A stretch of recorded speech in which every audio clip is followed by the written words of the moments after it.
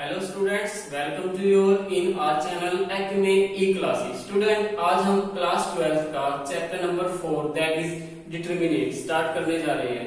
Last chapter में हमने किया था चैप्टर मैट्रिक्स। तो मैट्रिक्स में हमने क्या सीखा था और उसके बारे में कुछ पहले स्टार्ट करेंगे। उसके बाद how we can find out the determinant of a matrix, which type of matrix that we can find out is determinant, वो इसमें डिस्कस करेंगे। सो फर्स्ट, जब हम स्टूडेंट्स एक मैट्रिक्स लेते थे लाइक मैट्रिक्स ए और इसको हम रिप्रेजेंट करते थे इस ब्रैकेट के साथ, और यहाँ पर हम m इंटू n जो है इस मैट्रिक्स का ऑर्डर लेते थे स्टूडेंट्स।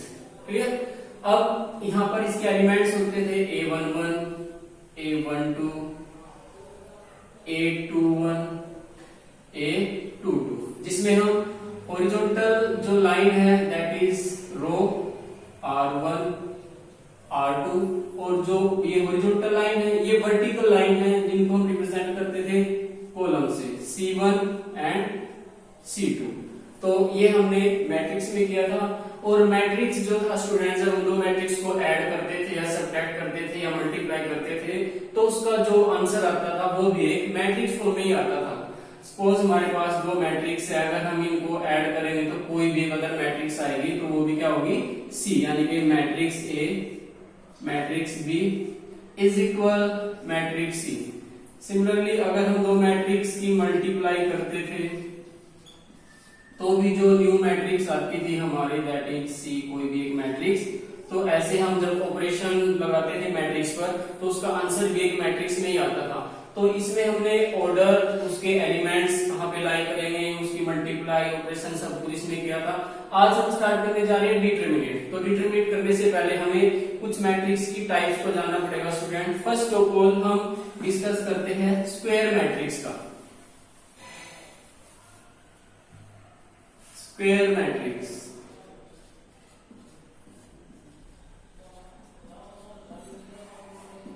स्क्वायर मैट्रिक्स में क्या था students, number of rose equal number of columns.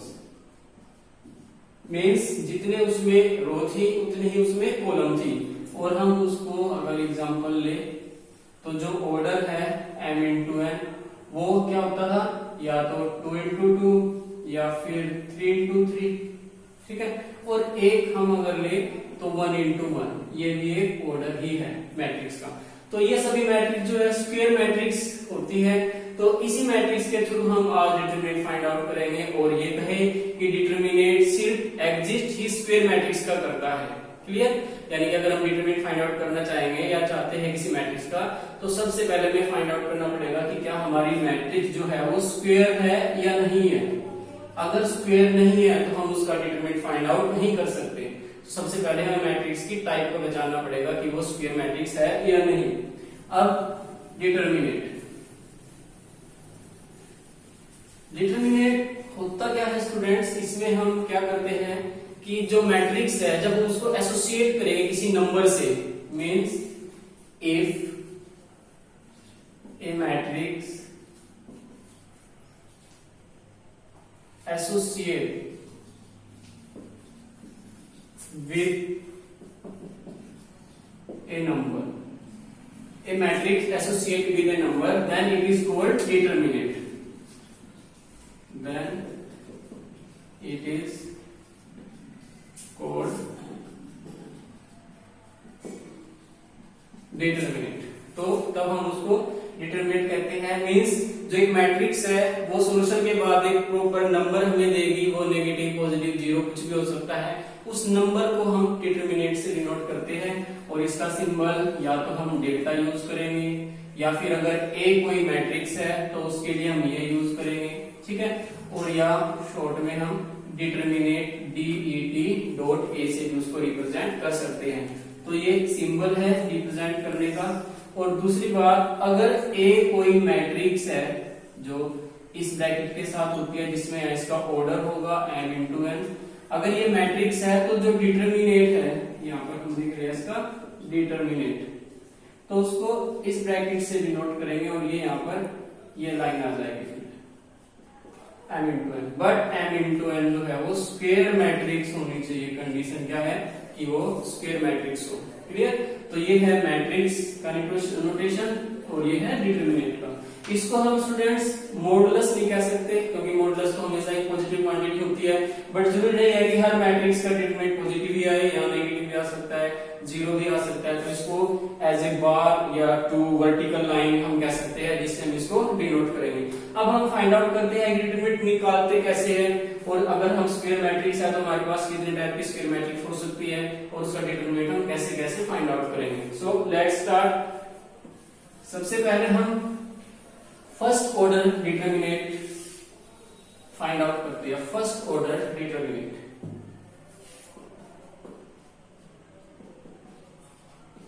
First order determinant.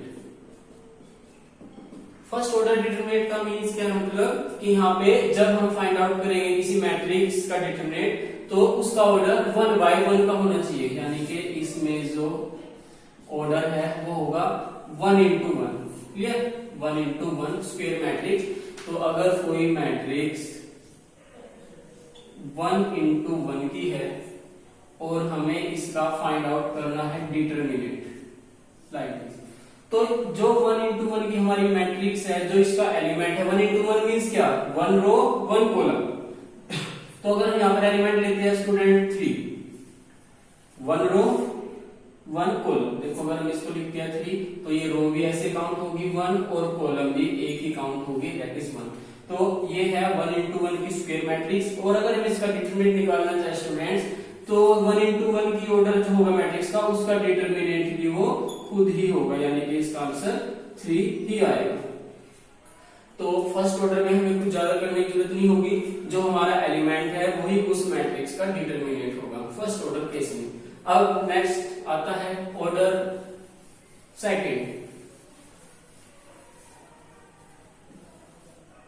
Second order determinant. Second order determinant means इसमें हम जो ऑर्डर लेंगे स्टूडेंट्स, जो इसका ऑर्डर होगा वो 2 into 2 का होगा, मींस 2 रो 2 कॉलम। क्लियर? और हमारे पास अगर कोई मैट्रिक्स है 2 by 2 की, पहले हम फॉर्मूले से स्टार्ट करेंगे। 2 by 2 में 2 रो 2 कॉलम, तो इस फॉर्मेट की होगी वो मैट्रिक्स हमारी, जिसमें 2 रो होंगी और 2 कॉलम होंगे। R1 R2 वर्टिकल लाइन है यहाँ पर जो वो कॉलम को रिप्रेजेंट करेगी और जो हॉरिजॉन्टल लाइन है वो रो को रिप्रेजेंट करेगी। तो 2 रो और 2 कॉलम होंगे। तो इसका जब हम डिटरमिनेंट फाइंड आउट करेंगे, सबसे पहले साइन ए के साथ ये लगाएंगे, इसके बाद जो हमारे मैट्रिक्स है उसका साइन चेंज हो जाएगा। यहाँ पर हम एलिमेंट रिप्रेजेंट करेंगे A11 A12 A21 A22।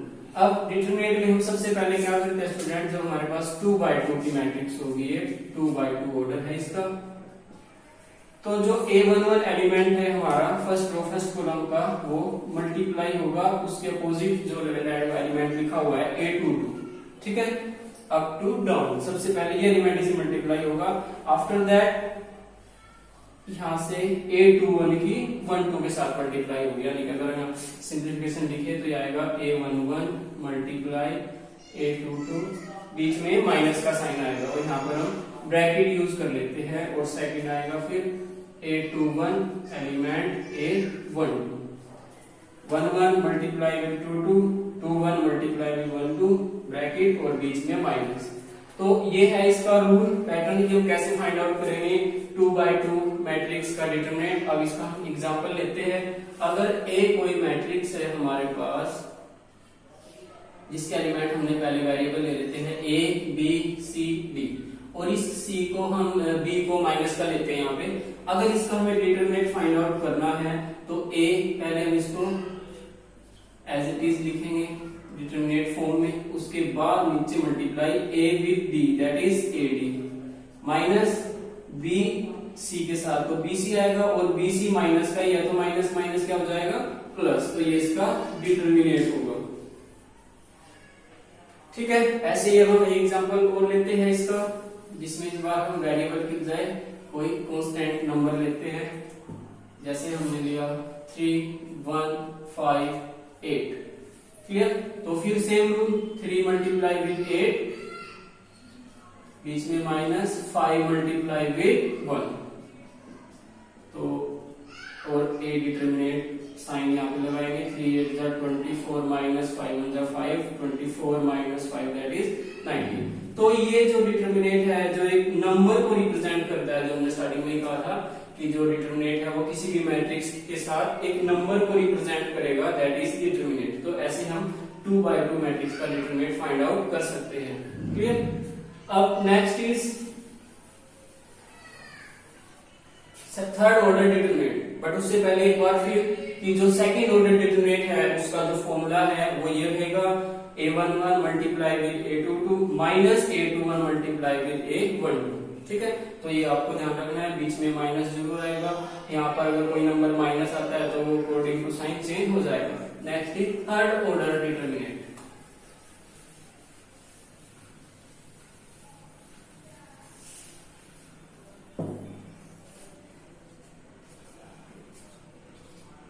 Third order determinate means इसमें जो हमें गिवन मैट्रिक्स होगी वो 3x3 ऑर्डर की होगी, उसका जो ऑर्डर होगा वो 3x3 का होगा। क्लियर? क्योंकि सभी स्क्वायर मैट्रिक्स होगी तो 3x3 की लेंगे इसमें हम।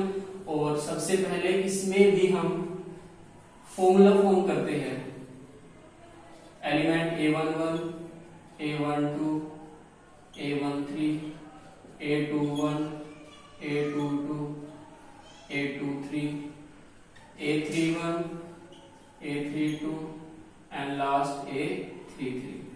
क्लियर? तो ये 3x3 की एक मैट्रिक्स होगी हमारी। इसके बाद जब हम इसका डिटरमिनेंट निकालेंगे तो सबसे पहले इसको डिटरमिनेंट फॉर्म में लिखेंगे ऐसे।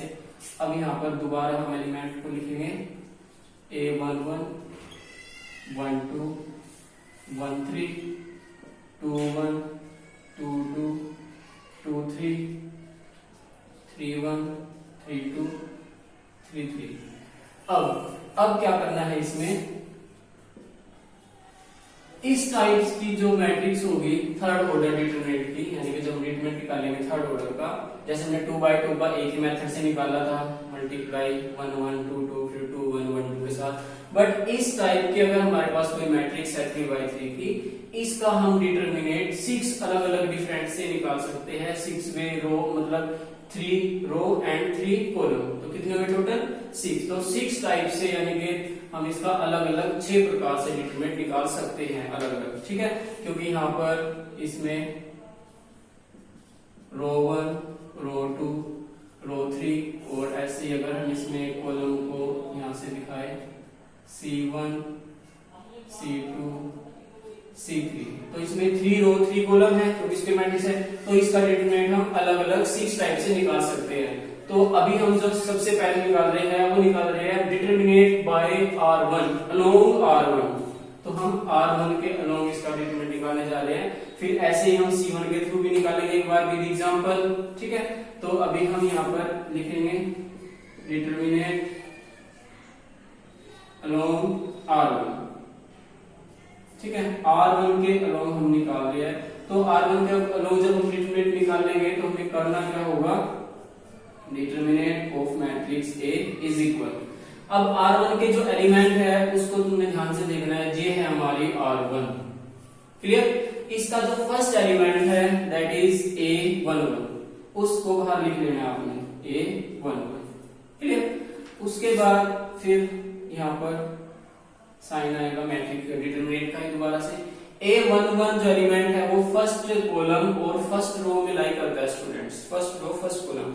अगर हम इस एलिमेंट को जिस रो और कॉलम में लाई करता है उन दोनों को हम थोड़ी देर के लिए निगलेक्ट कर दे, अनदेखा कर दे उन दोनों रो और कॉलम को जिसमें ये लाई करता है एलिमेंट, तो अगर हम देखो इसको ऐसे यहाँ से हटा लेते हैं और इसको हटा लेते हैं तो आपके पास यहाँ से ये 4 लेटर बचेंगे, एलिमेंट बचेंगे इसके ये 4। क्लियर?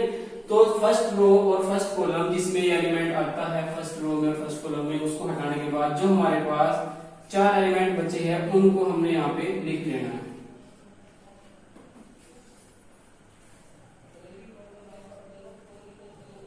क्लियर? अब R1 में सेकंड एलिमेंट आता है A12, हम यहाँ पे लिखेंगे A12। अभी हमने यहाँ पर बीच में स्पेस छोड़ा है, ये साइन के लिए है, मैं बाद में बताऊंगा साइन क्या आएगा। उसके बाद दोबारा फिर एक डिटरमिनेंट लगाएंगे हम यहाँ पर, और जिस रो और कॉलम में ये एलिमेंट आता है उन दोनों को फिर दोबारा से हमें छोड़ना पड़ेगा थोड़ी देर के लिए। तो R1 तो आएगा ही आएगा, और रो कौन सी है, कॉलम कौन सी है इसकी बार, सेकंड। तो इस रो को और इस कॉलम को हम यहाँ से हटा लेंगे थोड़ी देर के लिए, तो हमारे पास ये 4 एलिमेंट दिखाई देंगे तुम्हें।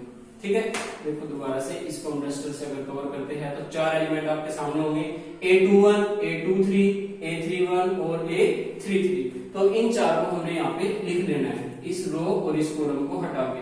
तो हमारे पास आएगा A21, A23, A31, A33। ठीक है, अब R1 का लास्ट एलिमेंट बचा है A13, फिर एज इट इज। अब A13 एलिमेंट जो है फर्स्ट रो और थर्ड कॉलम में लाई करता है, तो फर्स्ट रो और थर्ड कॉलम इन दोनों को फिर हम अनदेखा करेंगे थोड़ी देर के लिए, नेग्लेक्ट कर देंगे इस रो और इस कॉलम को। तो ये 4 एलिमेंट आएंगे हमारे A21, A22, नेक्स्ट A31 और लास्ट A32। क्लियर? अब जो फर्स्ट एलिमेंट था उसके बाद यहाँ पर और यहाँ पर 2 साइन लगाएंगे हम, एक प्लस एक माइनस या दोनों माइनस, या हो सकता है दोनों प्लस, वो एलिमेंट पे डिपेंड करता है। एलिमेंट का जो ऑर्डर है स्टूडेंट, अगर वो ऑड है, order means sum of element, order row and column, जैसे इसका है A12 मींस इसमें जो रो है वो 1 है और कॉलम है वो 2 है, तो 1 + 2 कितना हुआ 3 मींस ऑड। अगर ये ऑड नंबर पे है तो वहां पर हम माइनस साइन लगाएंगे। क्लियर? ओनली प्लेस के अकॉर्डिंग, अगर ये वैल्यू नेगेटिव है वो मैटर नहीं करेगा, वो अपने माइनस माइनस प्लस कर देगा उसको, बट हम वहां पर माइनस लगाएंगे जहां पर ऑर्डर। और इसमें ऑर्डर अगर हम देखें स्टूडेंट्स, अगर हमें ऐसे लाइन के थ्रू दिखाएं यहाँ पर, तो ये 4 एलिमेंट ऐसे होते हैं जिनके जो नंबर है रो कॉलम, उनका जो समय ऑर्डर आएगा मींस ऑड, और ऑड होगा 1 + 2 3, 3 + 2 + 1 ये भी 3, 2 + 3 5 और 3 + 2 ये भी 5। तो जब इन 4 की बारी आएगी डिटरमिनेंट में जहां भी यूज होना होगा इनको बाहर, तो उसके साथ माइनस लगेगा। अब A13 था तो 1 और 3 कितना होगा 4, तो यहाँ पे क्या लगेगा प्लस। तो जब ऑड होगा, जैसे रो 1 में फर्स्ट था, इसमें भी फर्स्ट आएगा। इस C2 के अकॉर्डिंग अगर हम करेंगे लॉन्ग C2, तो 2 एलिमेंट आएंगे, दोनों के साथ माइनस लगाएंगे, इसमें एक आएगा। तो ऐसे ही हमने इनका ध्यान रखना है। अब करना क्या है, 2/2 के हमारे पास यहाँ पर 3 डिटरमिनेंट आए, स्मॉल 1 2 3। तो इनको हमने जैसे पहले सोल्ड आउट किया था सेम ऐसे सोल्ड आउट करेंगे।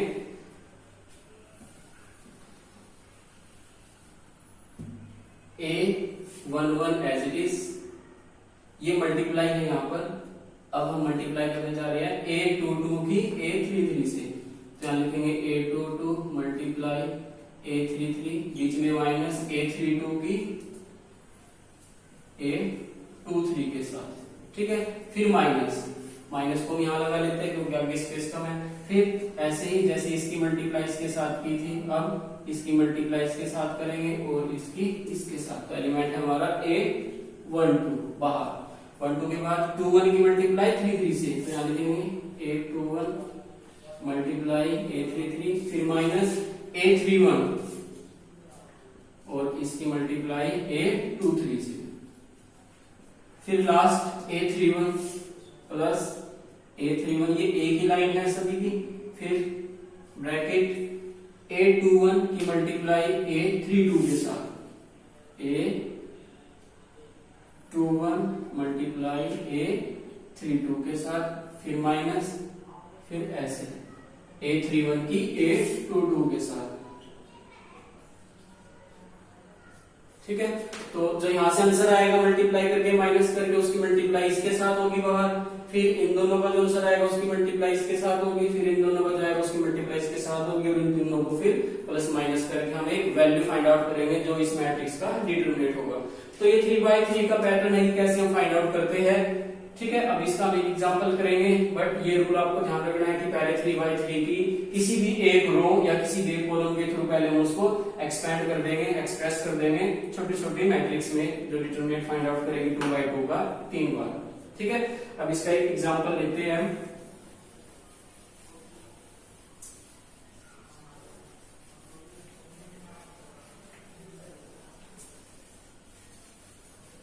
थ्री बाय थ्री ऑर्डर की मैट्रिक्स, जैसे हमने लिया 1 4 2 2 3 1 0 5 3। ठीक है, अब हम इसका डिटरमिनेट, तो इसको डिटरमिनेट फॉर्म में रिप्रेजेंट करेंगे। एलिमेंट 1 4 2 2 3 1 0 5 3।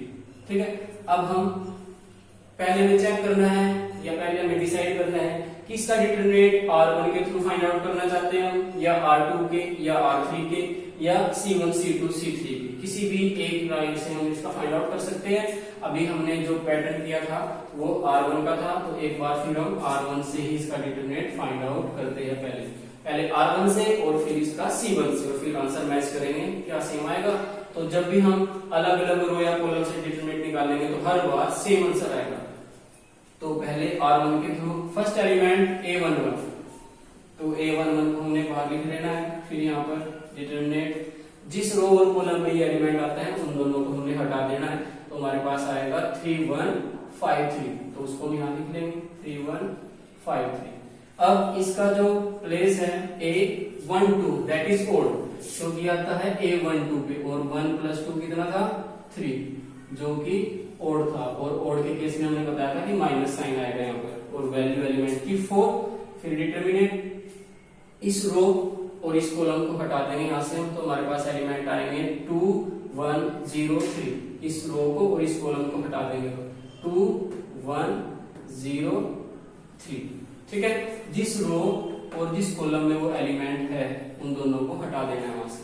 लास्ट एलिमेंट 2 ऑर्डर है 1 3 जो कि 1 है तो प्लस ही आएगा, और लास्ट डिटरमिनेंट यहाँ पर 2/2 का, जो इस रो और इस कॉलम को हटाने के बाद आएगा। इस रो को हटा दो, इस कॉलम को हटा दो, तो हमारे पास आएगा 2 3 0 5। ठीक है, अब तीन छोटे छोटे डिटरमिनेंट हैं यहाँ पर 2/2 के, जो हमें फाइंड आउट करने हैं। 1 एज इट इज, ब्रैकेट लगाओ, फिर इसकी मल्टीप्लाई के साथ करो, 3 3 9 minus 5 5 minus 4 as it is, फिर 2 3 6 माइनस 0 के साथ 1 करोगे तो 0 ही आएगा, फिर +2, अब 2 5 साइन साथ साथ लगाते जाएंगे हम, 2 5 10, फिर माइनस, और ये होगा 0 3 ये भी यहाँ पर 0 ही रह जाएगा इसकी वैल्यू। ठीक है, तो इस तरह से सभी का फाइंड आउट करके फिर हम सीधा सॉल्यूशन के साथ जो बाहर वैल्यू उसकी मल्टीप्लाई करेंगे। जैसे 9 - 5 4, तो 4 की 1 से 4 1 4 आ जाएगा, फिर -6 - 0 6, और 6 4 24, माइनस का था ये, फिर 10 - 0 ये 10 ही रहेगा, और 10 2 20 हो जाएगा। तो अब हम इन सबको प्लस कर लेंगे यहाँ पर, 20 + 4 24 प्लस का, और 24 ही माइनस का, तो इसका जो रिजल्ट आया वो 0 है। तो ऐसे हम डिटरमिनेंट फाइंड आउट करेंगे। अब इसी मैट्रिक्स का अगर हम डिटरमिनेंट R1 की बजाय C1 के अलोंग अगर निकालते हैं तो क्या चेंज आएगा या सेम रहेगा वो भी देख लेते हैं एक बार। अब हम C1 के थ्रू करेंगे, तो जो हमने सर्कल किया था फर्स्ट रो के एलिमेंट को उनको हटा देना है,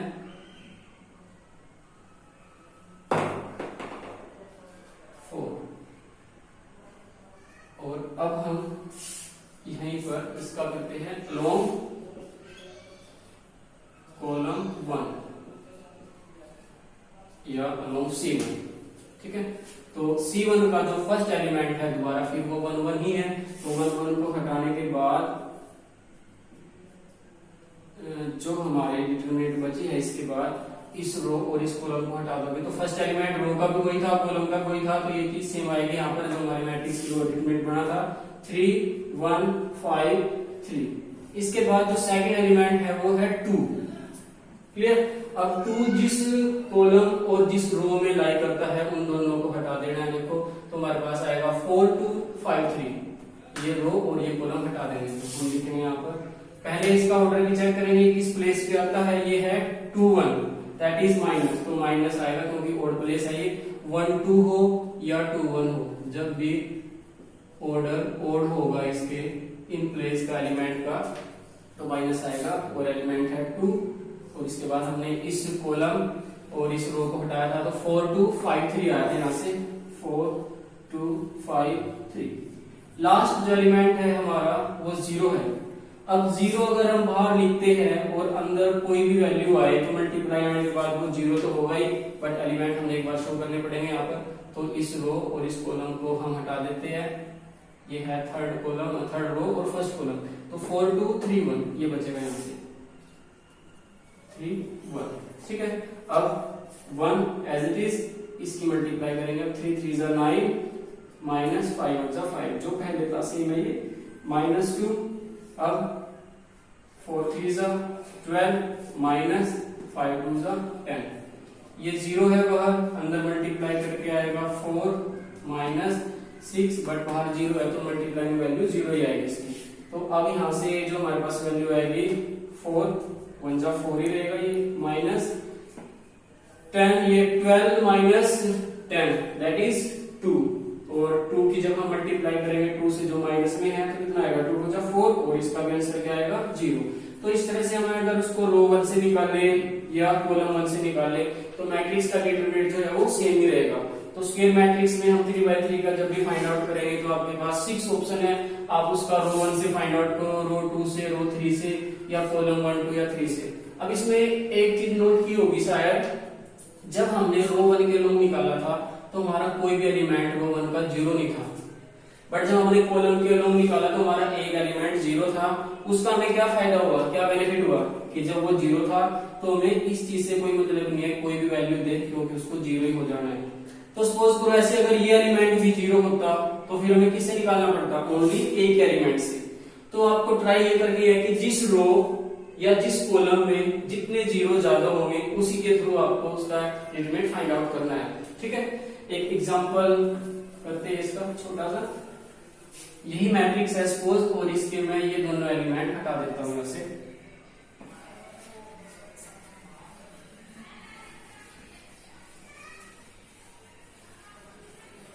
इस टाइप की अगर हम यहाँ 1 लिखते हैं और यहाँ पर दो एलिमेंट 0 ले लेते हैं। अब देखो इसमें रो 1 में 2 0 है, कॉलम 1 में 1 0 है, तो जिस लाइन में ज्यादा 0 है दैट इज R1। तो हम इसका R1 के थ्रू जब डिटरमिनेंट फाइंड आउट करेंगे तो सीधा इस रो इस एलिमेंट के थ्रू 1 को बाहर लिखेंगे, इस रो और इस कॉलम को हटाएंगे तो हमारे पास 3 1 5 3 आएगा। आगे जितनी भी एलिमेंट है वो 0 है, 0 यहाँ पर कोई भी वैल्यू आए 0 हो जाएगी, फिर यहाँ पर भी कोई भी वैल्यू आए वो 0 हो जाएगी। तो इस चीज को हमें आगे करने की जरूरत ही नहीं पड़ेगी, सीधा हम यहाँ से 9 माइनस 5 दैट इज 4, तो 4 आंसर आ जाएगा उसका। तो जिस लाइन में 0 जितने ज्यादा होंगे उसी के थ्रू आपको डिटरमिनेंट फाइंड आउट करना है। अब इसमें कुछ ट्रिग्नोमेट्री के भी डिटरमिनेंट के बारे में डिस्कस करते हैं, जो 2/2 भी हो सकती है या 3/3 भी हो सकता है। ऑर्डर को हटा देते हैं। अब हम इसमें 2/2 या 3/3 कोई भी ऑर्डर लेके फाइंड आउट कर सकते हैं। सपोज एक मैट्रिक्स है cos theta sin theta minus sin theta cos theta, और इसका हमें डिटरमिनेंट फाइंड आउट करना है। तो पहले इसको डिटरमिनेंट फॉर्म में लिख लेंगे, cos theta sin theta minus sin theta और cos थीटा।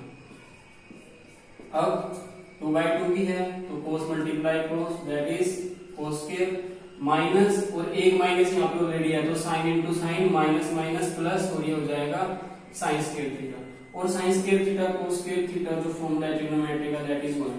तो ऐसे हम ट्रिग्नोमेट्री भी उसमें यूज कर सकते हैं जब डिटरमिनेंट फाइंड आउट करेंगे, ठीक है। अब इसके बाद कुछ प्रॉपर्टीज है डिटरमिनेंट की, कि हम डिटरमिनेंट प्रॉपर्टीज के थ्रू कैसे फाइंड आउट कर सकते हैं, क्या हेल्प करेगा और जिससे जल्दी निकल जाए डिटरमिनेंट, क्या चेंज होगा उसके आंसर पर या क्या चेंज नहीं होगा। फर्स्ट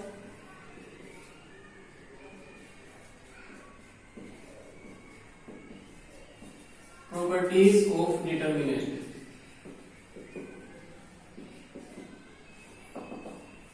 फर्स्ट जो प्रॉपर्टी है, अगर हम किसी भी मैट्रिक्स की रो और कॉलम सभी को इंटरचेंज कर देते हैं तो उसके डिटरमिनेंट पर कोई इफेक्ट नहीं पड़ेगा। अगर कोई मैट्रिक्स है ए और हमने उसका ट्रांसपोज कर दिया सपोज, फिर हमने इसका डिटरमिनेंट फाइंड आउट किया या जो ट्रांसपोज करने के बाद मैट्रिक्स बनी थी उसका फाइंड आउट किया, तो दोनों का सेम होगा। ठीक है, मैट्रिक्स यहाँ पर कोई भी ले सकते हैं, 2x2 की ले लो या 3x3 की ले लो, ऐसे। ठीक है, तो इसका जो डिटरमिनेंट आएगा या इसके ट्रांसपोज करने के बाद जो आएगा उन दोनों का सेम रहेगा। ठीक है, ऐसे ही सेकेंड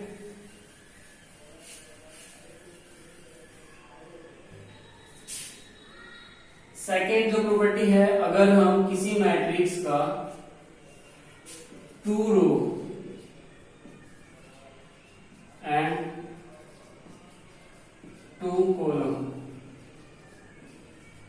are interchanged,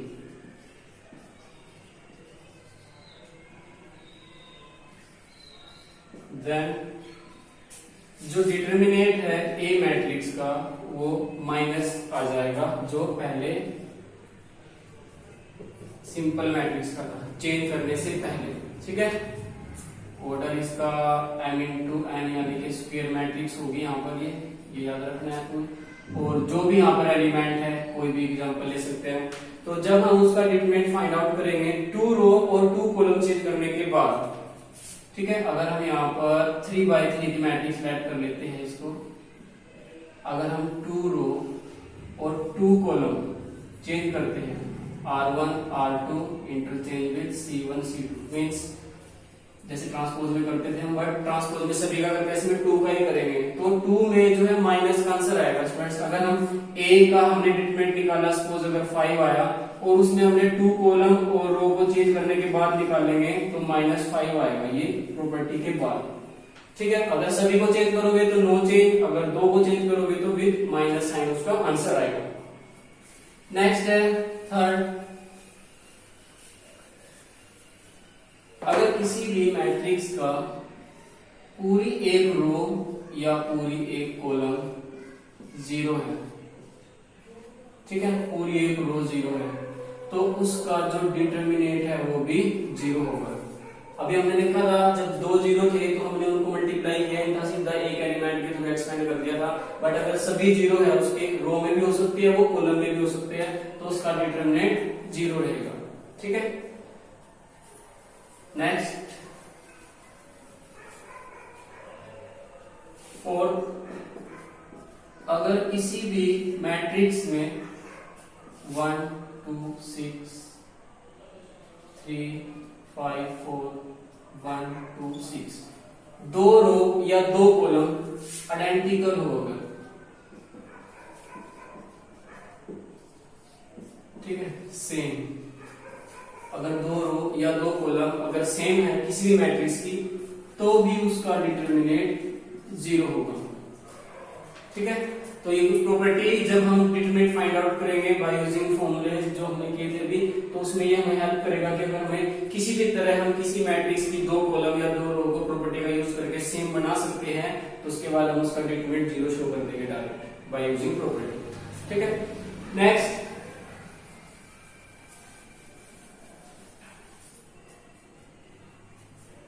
अगर हम किसी मैट्रिक्स के साथ, कोई भी एक मैट्रिक्स है, उसके साथ अगर एक कांस्टेंट नंबर मल्टीप्लाई करते हैं मैट्रिक्स के साथ, तो जो इसका डिटरमिनेंट आएगा बाद में मल्टीप्लाई करने के बाद, और जो डिटरमिनेंट पहले था विदाउट मल्टीप्लिकेशन, और इसकी पावर n, n यहां पर क्या है, order of matrix, order of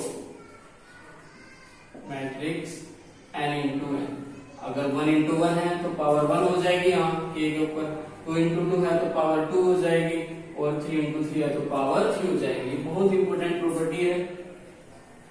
ठीक है, हाँ, एक चीज और इसमें ध्यान रखनी है, जब हम किसी मैट्रिक्स को मल्टीप्लाई करते थे तो आपने देखा होगा कि अगर हम यहाँ पर कोई नंबर लिखते हैं दैट इज के, तो वो इन सब से मल्टीप्लाई होता था, दोनों रो से, ठीक है, या कह लो दोनों कॉलम से। बट जब हम डिटरमिनेंट के साथ ऐसा करेंगे तो वो पूरी रो या कॉलम से मल्टीप्लाई नहीं होगा, एक रो या एक कॉलम से ये मल्टीप्लाई कर सकते हैं किसी कांस्टेंट को बाहर।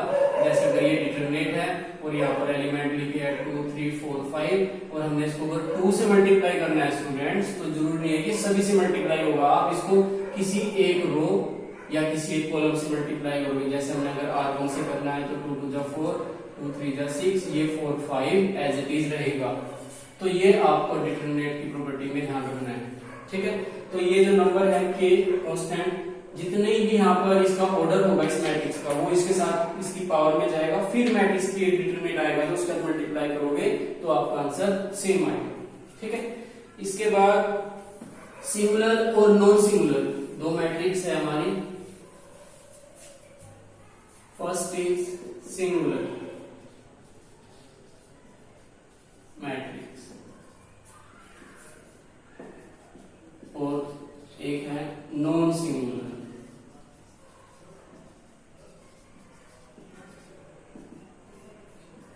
सिंगुलर मैट्रिक्स स्टूडेंट्स, अगर हम किसी मैट्रिक्स का डिटरमिनेंट फाइंड आउट करें और वो डिटरमिनेंट जीरो शो होगा हमें, जैसे हमने एक एग्जांपल किया भी था उसमें उसका जीरो आया था आंसर, तो अगर किसी मैट्रिक्स का डिटरमिनेंट जीरो आ जाए तो उसको हम सिंगुलर मैट्रिक्स कहेंगे। सेम अगर और मैट्रिक्स क्या होगी, वो स्क्वायर होगी या एग्जिस्ट ही स्क्वायर मैट्रिक्स का करेगा डिटरमिनेंट, ये बार बार बताने की जरूरत नहीं है यहाँ पर। और अगर उस मैट्रिक्स का डिटरमिनेंट नॉन जीरो है दैट इज नॉन सिंगुलर। तो इन दो टाइप्स की मैट्रिक्स का भी ध्यान रखना है, बहुत बार पूछा जाता है ये सिंगुलर और नॉन सिंगुलर मैट्रिक्स। तो हम इसका ऐसे दिखा सकते हैं कि डिटरमिनेंट जीरो आएगा तो सिंगुलर और जीरो नहीं आएगा तो नॉन सिंगुलर, ठीक है। अब इसमें एक दो प्रॉपर्टी और यूज करते हैं हम।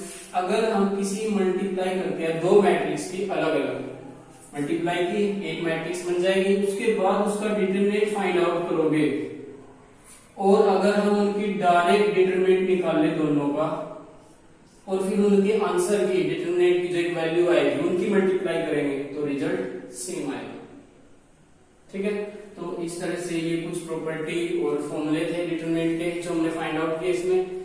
अब इसके बाद हम जो नेक्स्ट करेंगे नेक्स्ट एक्सरसाइज में, इसका नेक्स्ट टॉपिक जो जाएगा bye using property solve the determinant. तो कैसे उसके सम को हम फाइंड आउट करेंगे प्रॉपर्टीज का यूज करके, वो हम उसमें करेंगे। दैट इज 4.1 तक का जो था हमने इसमें कवर कर लिया है 1 को। इसमें एक पॉइंट इसमें अभी मिसिंग है स्टूडेंट्स, जो मैं आपको लास्ट में डिस्कस करा देता हूँ और इम्पोर्टेंट भी है वो।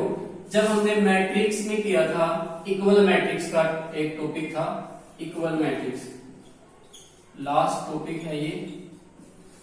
इक्वल मैट्रिक्स में हमने किया था कि जो हमारे कोरस्पॉन्डिंग एलिमेंट थे वो इक्वल होते थे, ऐसे कि a equal to 4, b equal to 2, c equal to 3, d equal to c।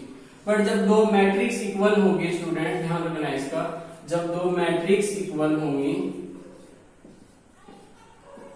तो उसके एलिमेंट इक्वल नहीं होंगे, ध्यान रखना है ये, उसकी वैल्यू इक्वल होगी। जब हम इसकी वैल्यू फाइंड आउट करेंगे that is 3 multiply x 3x minus 4 2 8 is equal 4 7 28 minus 5 9 45। तो इसकी वैल्यू इक्वल होगी और उसके एलिमेंट इक्वल होंगे।